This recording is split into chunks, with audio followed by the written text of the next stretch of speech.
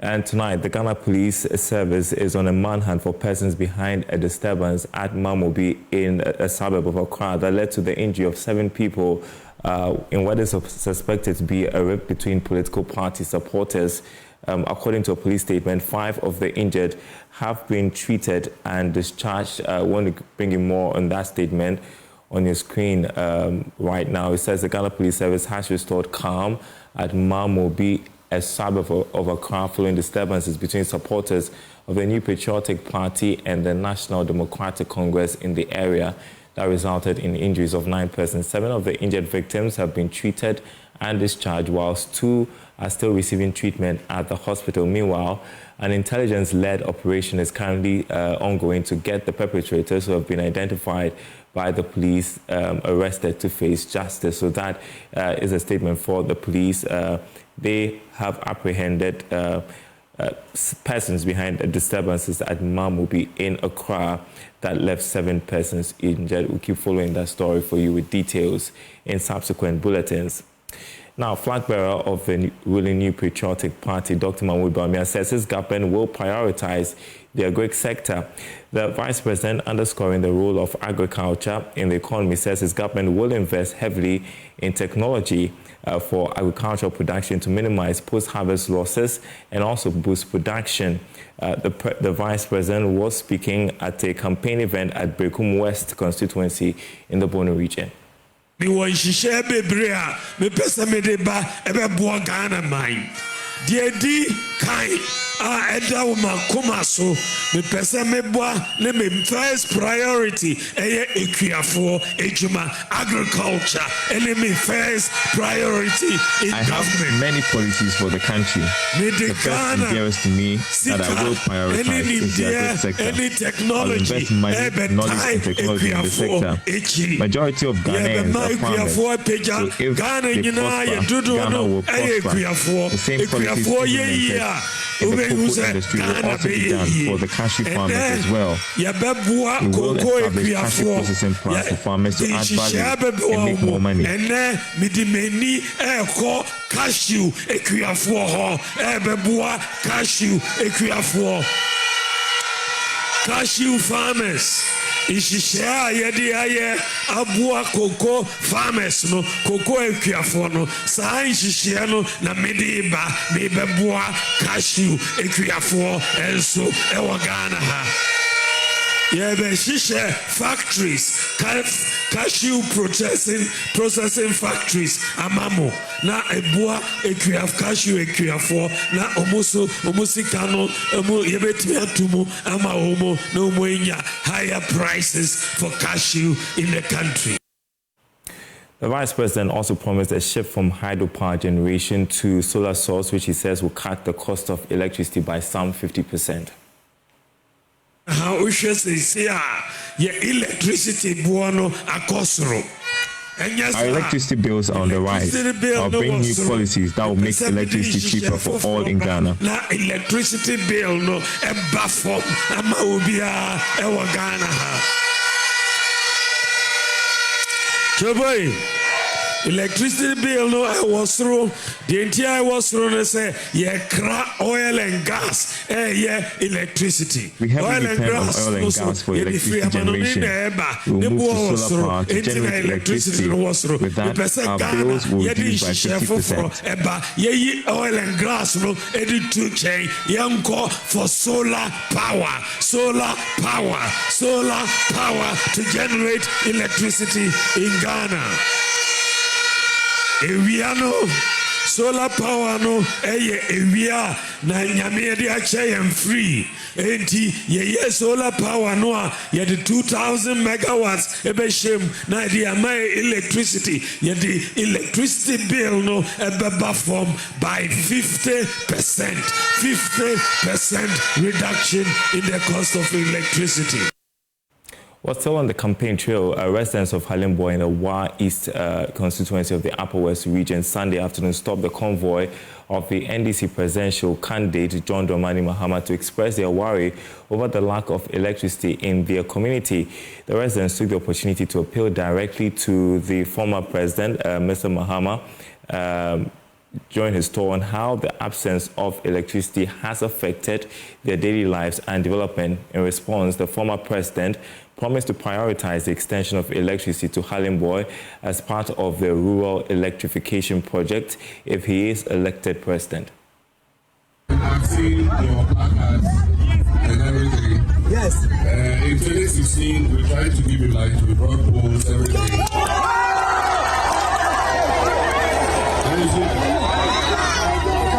But unfortunately, we lost the election. Yes. And I hear since then, you still don't have lights. Yes. I can assure you when we come, we're starting the rural electrification program again.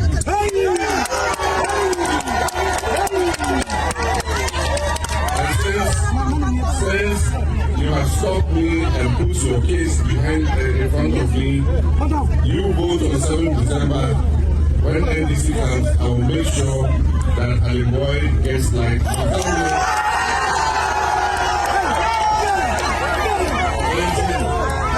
I'll come here and switch on the lights myself.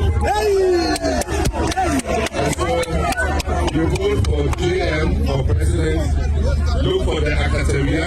Yes. Don't look for number 8, just look for the Akateria. And then you complete it. And then you vote for Dr. Jesau for the parliamentary election. Vote for Dr. Jesau for the parliamentary election. Okay, so thank you very much. While still election-related, former minority leader and MP for Tamale South, Haruna Idrisu, has said that his side of the House in Parliament intends to invoke Article 97(1)(g) of the Constitution to compel 4 of their colleagues from the majority side who are seeking re-election as independent candidates to vacate their seats. Take a listen. On Tuesday, the Parliament of Ghana will reconvene. And when it reconvenes, I am very certain that Parliament and Ghana will go through a major constitutional test. And that constitutional test is that the NDC minority must become the majority from Wednesday next week. I assume, and this must happen if there is constitutional and legal propriety in Ghana, because any nuanced interpretation of Article 97 provides that if a member of parliament on a political party ticket like NPP defects and fails to be independent, that MP ceases to be member of parliament. And if an independent member of parliament, by virtue of the provision of Article 97, subclause G, an independent joins a political party, that independent loses constitutional recognition and does not belong to parliament. And even if an NDC candidate, MP, defects to become an independent, he ceases to be a member of parliament. Therefore, we will invoke the Speaker's proper and true interpretation of Article 97 by our standing order. Well, away from politics and the outgoing principal of the St. Vincent College of Education, Yendi, Dr. Erasmus Noviamote, has bemoaned the lack of infrastructure at the college, which he says is negatively affecting teaching and learning. He says government has not completed a single project for the college since its establishment, leaving some of the heads of departments to run their offices under trees and in their cars. The outgoing principal spoke to the media after a graduation ceremony for 119 students of the college. The St. Vincent College of Education, Yendi, established in 2011, is named after the first Bishop of the Catholic Archdiocese of Yendi, Most Reverend Vincent Sowa Boyna, for his role in the establishment of the college. The college, since its establishment, is yet to receive a single completed developmental project from government. These authorities say it's hampering teaching and learning. Speaking to the media in an interview after a graduation ceremony at the college, outgoing principal of the St. Vincent College of Education, Dr. Erasmus Noviomoti, said all government projects in the school are uncompleted, adding that the contractors abandoned the projects. All our lecture infrastructure, I would say teaching and learning, even hostels, everything is inadequate.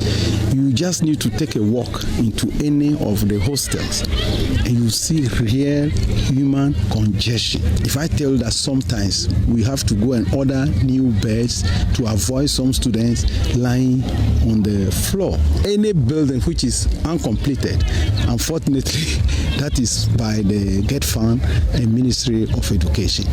Whatever you see completed here is with the help of our own IGF or our donors from Australia, Catholic Mission Australia.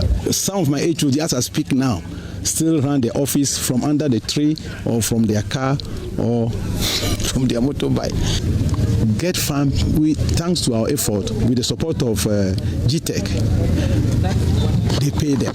And they disappear. The contractors? Yes. This is the only man, after he was paid, he returned. The rest, all these people were paid. The Member of Parliament for Yendi, Farouk Aliu Mahama, said he will put in measures to help address some of the challenges. Having looked at your road situation, I think you can now see there's an improvement. And I've spoken to a contractor. Next week, in 2 weeks' time, this road out to the end, it's a 4-kilometer road, is going to be done with proper asphalting on this main road. Dr. Rasmus, before you exit, I need to do certain things for you to be happy before you exit. And today, by coming in here, I see at night the whole campus is very, very dark. So in the evening, send your team to come and take 50 street lights to light the whole campus for you, so that there will be darkness anytime you are moving, so that darkness will be something of a tale of the past. Some of the graduates spoke to Joy News. It has not been easy from level 100 to this stage. I had the feeling that all is God's doing. Yes. Now, Deputy Energy Minister Collins Adumaku-Mensah says the government has embarked on policy interventions aimed at clean and more sustainable energy transition to prepare the country for the fourth industrial revolution. He was speaking at the biennial workshop of the Ghana Science Association in Sunyani. 19th Biennial Workshop of the Ghana Science Association at the University of Energy and Natural Resources in Sunyani brought together researchers, policymakers, and industry players, among others, committed to transforming the energy landscape. The day's brainstorming workshop on the theme, Innovative, Affordable and Sustainable Energy Supply in Ghana for the Fourth Industrial Revolution, aims to find solutions to the major energy sector challenges and propel sustainable growth and development. The President, Professor Gideon Kofi Helegbe, envisaged the impact of strategic investment in the sector. Solar, and if you do that investment, and I talk of the government, I think it will save us a lot. And like these SMEs, the hairdressers, the barbers, they can shift to those ones, and it will help them be really in the business, because sometimes with this challenge you are having with doom saw or doom says, you realize that you are doing your work and then the light goes off. Of the solar, if you use it very well, it can save them. He says they are ready to help make meaningful tweaks to the energy transition policies that will also inure to the benefit of policymakers. To bring the policymakers and the politicians on board, it looks like the researchers must now look at the interests of these politicians. I mean, take it or leave it. The play a critical role. So when we are doing this proposal or research, we need to look at it in such a way that in this thing I'm going to do, how will it translate into votes? When they see that in there, they give all the push. We need them, and they need us. When we tweak it in a way to translate into their votes, they'll make an impact, and they will all benefit. Deputy Minister of Energy Collins Adumaku-Mensah says the government is ensuring the transition doesn't worsen existing social inequalities.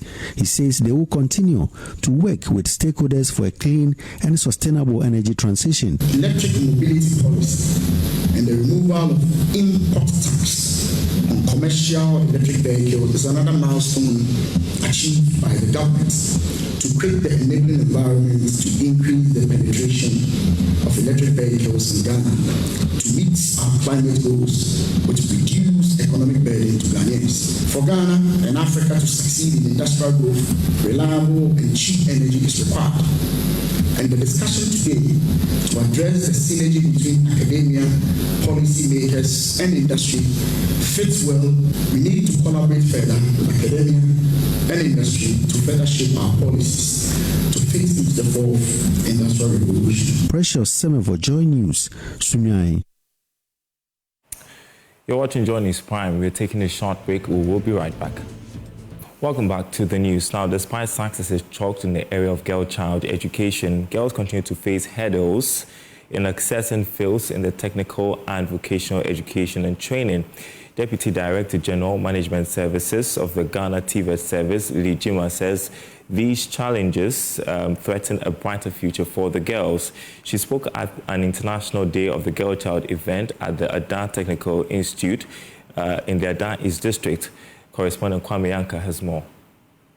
The International Day of the Girl on the theme, Girls' Vision of the Future, Better Prospect in TVET, highlighted immense potential of the sector on national development. Stakeholders including United Nations Children's Fund, UNICEF, FAWE, Campaign for Female Education, CAMFED, British Council, and other partners do admit there is an uphill task in ensuring girls pursue their dreams in TVET. Speaking at the event, Deputy Director General, Management Services of Ghana TVET Service, Lee Jima, representing the Director General, shares the need to get girls into TVET. We stand firm in the belief that every girl, regardless of background, has the right to dream, learn, and excel in any area she chooses. TVET has proven to be a powerful catalyst for economic independence, innovation, and sustainable development. It equips individuals with practical, hands-on skills that are vital to the industries of tomorrow. For girls, TVET is not just about acquiring a trade, it is about reshaping their future.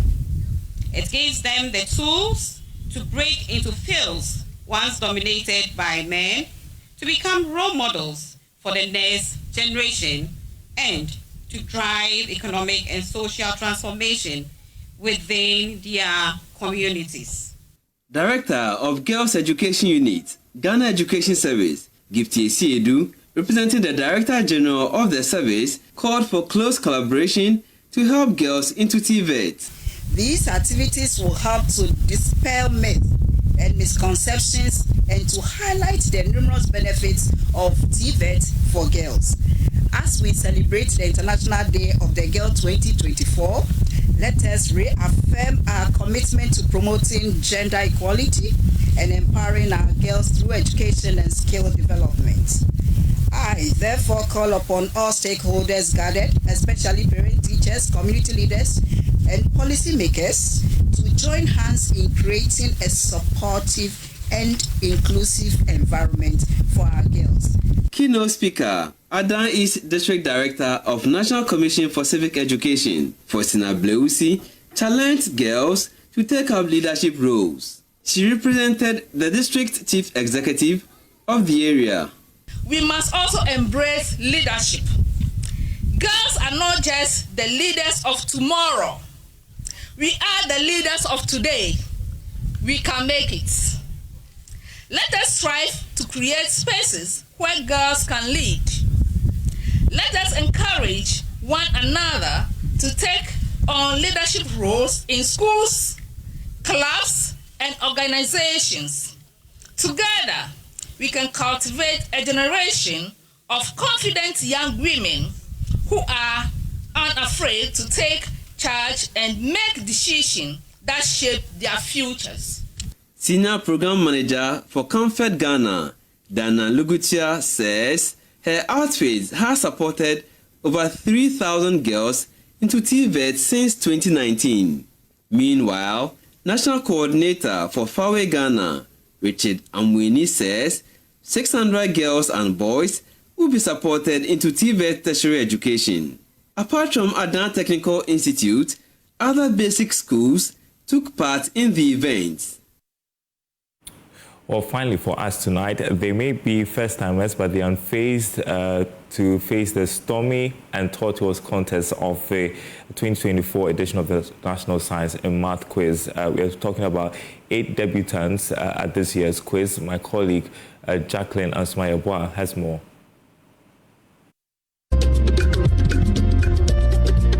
For the first time in over 3 decades, the 2024 edition of the National Science and Math Quiz Contest is welcoming 157 schools with 8 new entrants in the national tournament. 3 private schools and 5 public schools are stepping into the NSMQ arena for the very first time, hoping to make their mark on Ghana's biggest academic stage.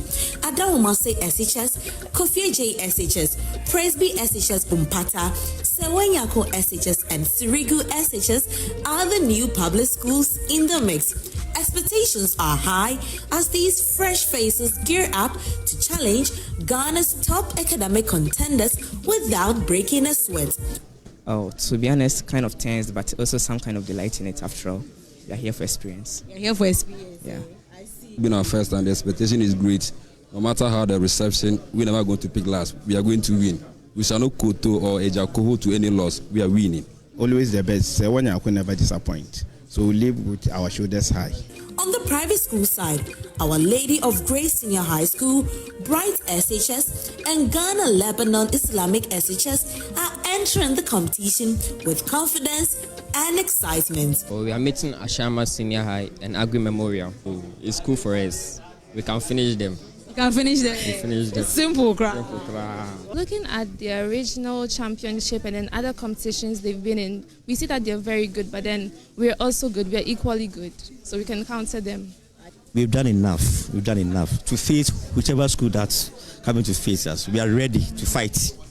So Tepa, technically, we are ready to meet them.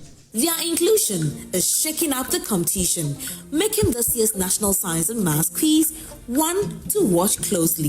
With the stage set and these debutants fired up, the 2024 edition of the National Science and Math Quiz promises surprises at every turn.